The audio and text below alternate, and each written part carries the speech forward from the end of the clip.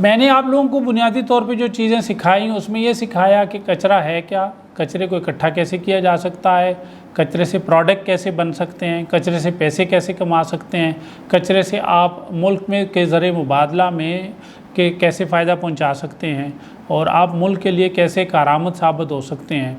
न सिर्फ आप बल्कि आपका कचरा भी, और उनको किन किन असूलों के तहत उसको आप कारामद बना सकते हैं। तो ये बुनियादी असूल हैं जो मैंने आप लोगों को बता दिए हैं। आप छोटे से यूनिट से शुरू करें और आहिस्ता आहिस्ता करते हुए इसको आगे बढ़ाएं और ये आप लोगों के लिए एक कारामद साबित होगा और आप लोगों की ज़िंदगियों में और आपके इलाके की माहौल में बेहतरी लाएगा। बहुत शुक्रिया।